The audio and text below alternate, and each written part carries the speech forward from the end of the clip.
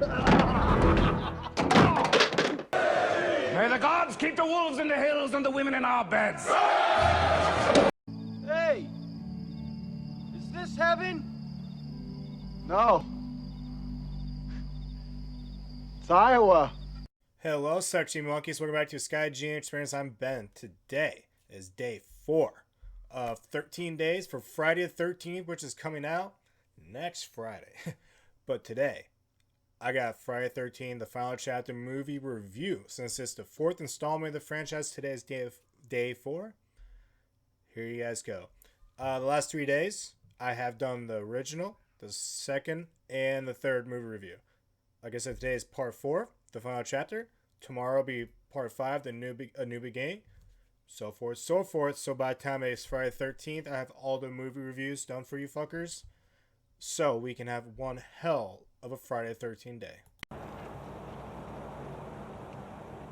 It says you're a dead fuck. What? A dead fuck? Hey, Paulie. Whoops. Dropped my bar of soap, old buddy. Let me get in here with the old pal. Ho, ho, ho, ho, ho. In my opinion, this is one of the most complete Friday the 13th movies. I absolutely love this movie so much. You have everything you want in a Friday the 13th movie. Seriously, you have all the boobs. You got the best young blood cast so far out of the 4 groups. You have Jason. Even though this is his second movie with the mask, this is the best Jason of the 4 movies. Granted, he was just a kid in the first for like a 2-second part at the very end, but seriously, Jason is the best. Ted White that played Jason, absolutely, he's right up there with the Kane Hodder. He is right up there. But I love the way Jason is in this. He doesn't look all deformed like, Jason looks in like part 7 where you see his spine and shit. He looks good in this. He has a quick hop to a step. I love this Jason.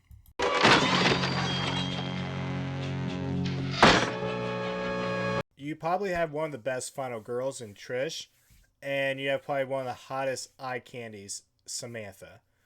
Ooh, she is going to be right up there when I do my top 10 eye candies. Right up there. But seriously, to make a good Friday the 13th movie, you have to have the Jarvis family. It's like Halloween with Laurie Strode. To make a really good Halloween movie, you got to have the Strode. You got to have them in there. Same with Friday the 13th. You got to have a Tommy Jarvis to make it great. Yeah, you can still have a good Friday the 13th movie like the remake. There's no Tommy Jarvis in that. It was still a solid, good movie, in my opinion. I love the fucking remake. Ted! Hey! Ted! Ted! Hey, Ted, where the hell's the corkscrew? It was nice how they started out exactly from where 3 left off. They even filmed parts of it at that location, and then they went to their location. And I'm so glad the lake itself is so much better than part 3, because part 3 was a joke. It was like a pool. They man-made like a little pool. Seriously, go back to 3 and watch any water scene. It's not much. But in this one, oh, you get your skinny dipping scenes. Oh, I love this movie. Twins, Basil, twins! Crispin Glover, I mean, he's rather the Kevin Bacon and the stars of Friday the 13th that really took off. Crispin Glover is right up there with Kevin Bacon.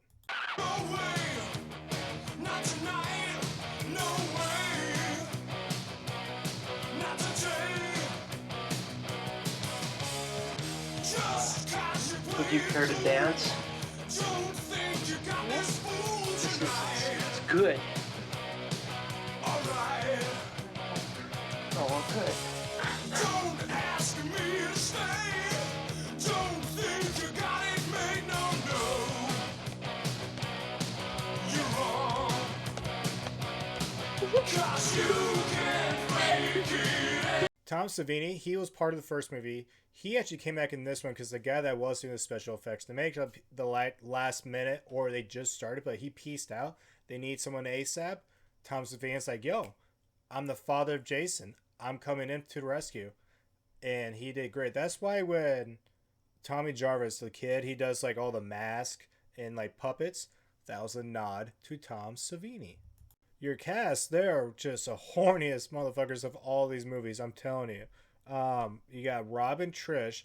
Trish, she is just secretly asking to get boned. She is like, look, dude, I know you're a stranger, but it's been like 2 3 years. I need my pickle touched. Yeah. Sam and Paul, they are just humping everywhere they can. Jimmy and the twin, he got lucky with that. And Doug and Sarah, they're like, Sarah's such a good girl where she's like, I want to know your middle name. I want to know your subway card. I want to know your shower routine. I want to know your favorite Bible verse. Then I'll let you touch me. That's Sarah for you. But I mean, Doug, he kept his cool and he got it, man. But the way he got killed, ooh. We're about to look at some footage that has been locked away for decades. These will be outtakes from Friday the 13th final chapter. There is no audio with this material. It was found just as silent daily outtakes. So I'll be talking us through as it plays. Oh, there you go. As you can see, it's a cut hacksaw that bleeds, one of Tom Savini's, signature tools. Of course, the difficulty is Jason has to hold the weapon very close to the throat so that you can believe it's embedded in there. Some of this is pretty disgusting. You believe he is actually sawing it. And then the trick for director and actor is to sync up the character's movement with the movement of the saw. The problem here, as you can see in this, crappy outtake, is that if the actor moves a lot, he pulls it away from his neck. If he doesn't move, it doesn't look like he's having his throat cut. So the outtake is limited in its value.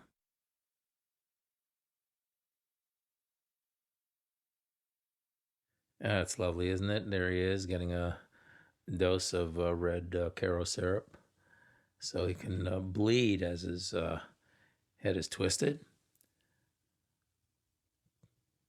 Ted White's hands twisting the head.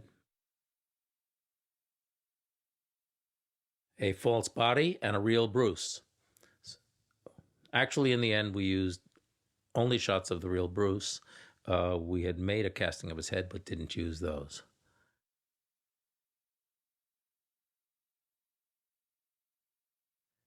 Here's a gutting of a nurse outtake. As you can see, weapon is bleeding before we start, but oh, there she goes. There's a jump cut in there. I guess a piece of the material has been taken out and used in the actual film. And this looks a little strange, but yeah, there you go. Well, all the tricks are revealed, aren't they?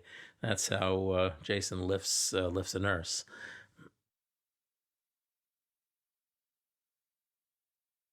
Yeah. Now, this was a tough one because we don't have we can't hide in darkness here because it's an exterior, a day exterior. So this false neck, you sort of can see the way it doesn't quite match her the makeup on her face, but in the end, in the film, we did some timing, color timing, to help ourselves. The thing about all of these scenes that you're looking at here is that they are really raw dailies of outtakes, things we thought weren't really good enough, and they haven't been treated in ways which we ultimately treated the material we used. But in any case, you can see, again, it's the combination of the acting, the drooling actress in that case, and and the effect. We shoot these with multiple cameras, so there will be tighter shots and wider ones, and some shots are established only to use a tiny little piece, maybe the appearance of Jason. And this, for example, there was an edit. We had cut this scene in such a way that it really was, I thought, much better than what's finally used in the film. It's really horrific because of, this illustrates her performance, which is horrible. If you can hear the soundtrack, I mean, just that the shrieks that she played and that she did. The bloodletting from Savini's effect and the piercing of the false piece of her back. Now, of course, with the proper color timing, it is, much more convincing.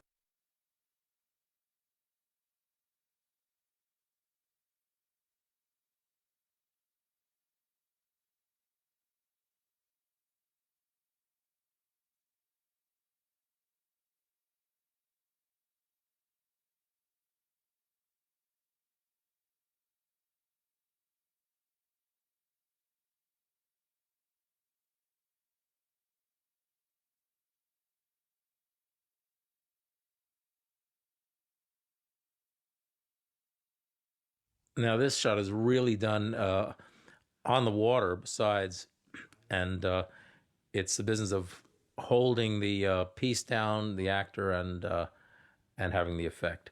He is rigged to be lifted out of the water on wires, and as you can see, the wires didn't always work exactly the way we wanted them to. I mean, we only needed a small piece. That's John Sherrod, who just came in with a cowboy hat. He was our stunt coordinator at the time. You can see these wires, and then we had to treat them. We didn't have the benefit of CGI back then, but we had to try to obscure them with other processes. But he was suspended and lifted. There's Crispin. Now that's a reverse action shot where you start out with the cut piece of. That's right, as you can see, the cut piece against his face, pulling it away, and then reversing it so that it appears to be whacking him.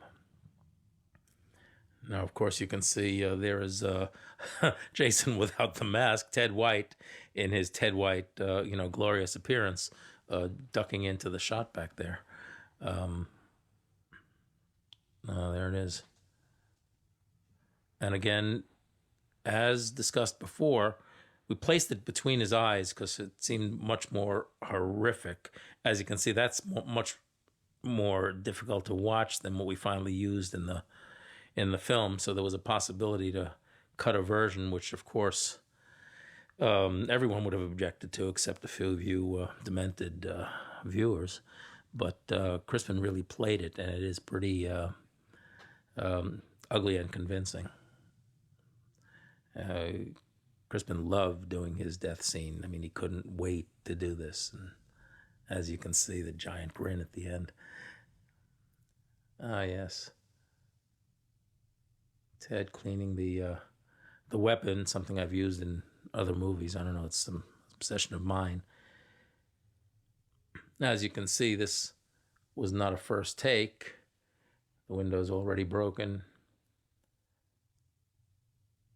And she flies through.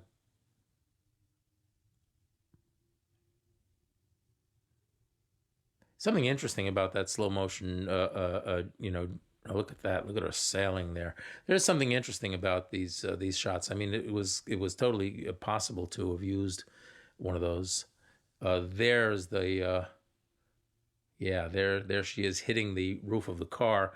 This is a take that wasn't used. I ultimately had him do it over again because I didn't like the way she hit the car. So you'll see that in the one that's in the film, the car's already dented because I used take 2. As you can see, an obvious casting of Lawrence's head, but it doesn't appear so in the final cut version. Tom always, tries to advise us to use a real hand or real body part along with any casting, so it helps sell the illusion. The important part here, you can see in the shadow, the implement in the back of the head. Okay, be careful that Ted doesn't creep into the shot. And again, rigged to bleed, his hand rigged to bleed for the breaking of the nose. As you can see, this could have been much more horrible had we used more of the shot. There we are, all reflected. There's the casting of the head, but of course intended to only, that's pretty hideous. That is ugly. But intended to be used only in the smallest few frames. Frankly, even in the final cut, to my way of thinking, I've left it on the screen too long. So I wish we had even trimmed it more. But in any case, this is intended to be just a few frame cut in between the real actor, the real hands, and yeah, there you go. And it looks like that little piece might have been more convincing than the one we used. So given the opportunity, we'd recut it. There you go. You can see all the tricks there. All right. Now she, as you can see, has the blade already implanted. Can't stand the idea of doing the scene apparently, but she's ready to do it. There you go. She's into the scene, and they throw some sticks at her foolishly. We did this a little bit better in the final version, where we actually put an air cannon behind the door and blow the thing up. And this cornball, attempt is, there it is.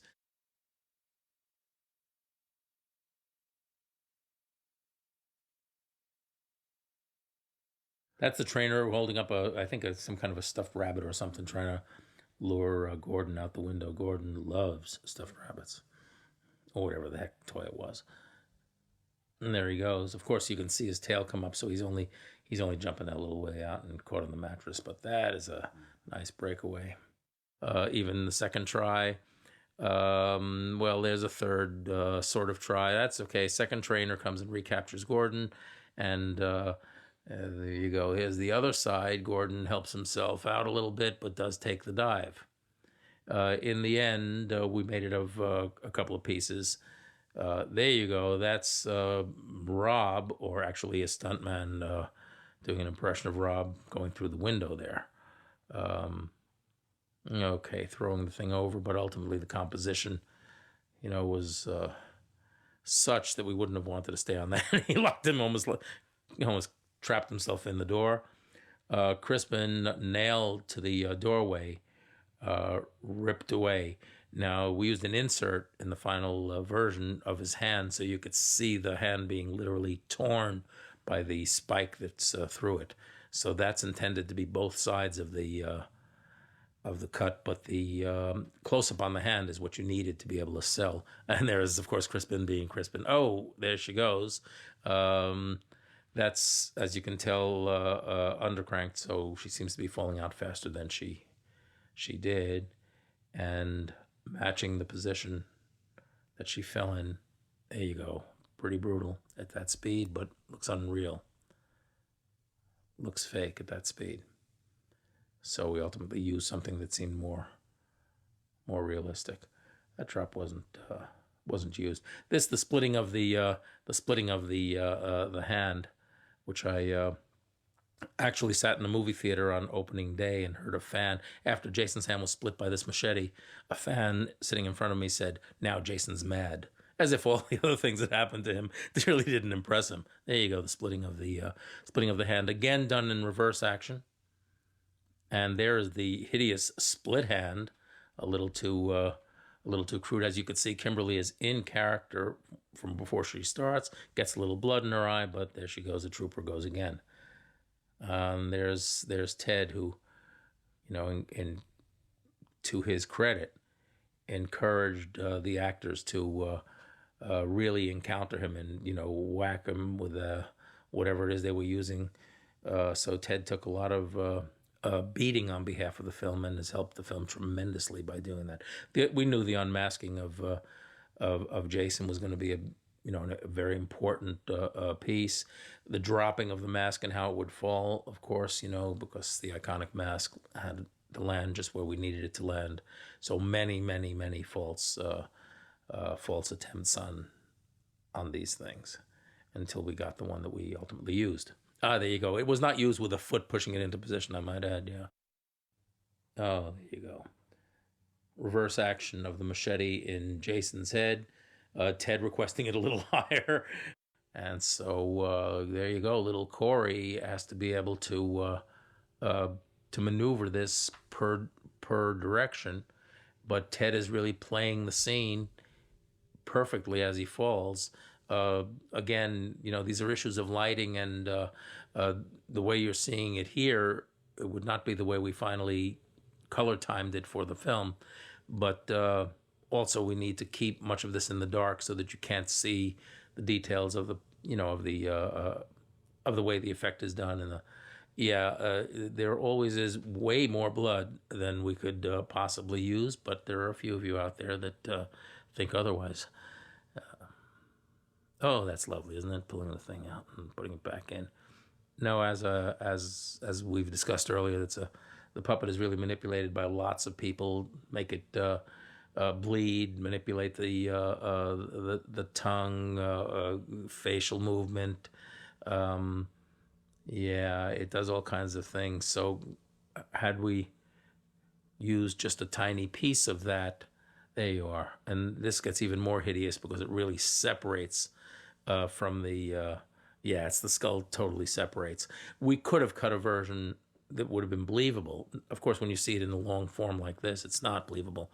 But we could have cut a version using just a few frames of that would have been believable, but way too hideous for most. The way this movie, like they do the kills, amazing. Especially, what was it, Paul? That he was swimming in to go get Samantha and he gets picked up in the crotch with a spear gun. Gnarly. The timeline in this movie just does not make sense. It starts out on Monday the 16th when Jason's at the morgue. Next day is Tuesday the 17th, and you can tell that's when the kids arrive next door to Jarvis. So you can tell because Ms. Jarvis has the newspaper and it talks about the body being gone. Well, that has to be the next day because the newspapers are not going to do it that night. So she's reading the paper from the day after. So when the kids arrive, that is Tuesday the 17th. Next day, the main day where they go skinny dip and they meet the twins, they get killed. That is Wednesday the 18th. And it ends on Wednesday the 18th. And this movie will end the very long, almost a week of massacring. Jason just killing people from part 2, 3, and 4. The cabin itself is dope as fuck. It's so iconic. They even played like a couple TV series and a couple movies in there. But that cabin is so iconic. It really makes this movie pop out. Altogether for the Sky Gene score, I give it an 8 out of 10. I absolutely love this movie. And if you're wondering, does this beat the original or part 3 or part 2? Well, at the very end, I will do a franchise ranking. And you're going to have to find out. But it is right up there. Right up there. Ooh, it's right up there, guys. I absolutely love this movie. It's just the most Friday the 13th. You have the best Jason, the best young blood, the location. You actually have a good lake. You see a lot of good nudes. You have the Jarvis family. You have a good final girl. There isn't really a bad character, really, in this movie.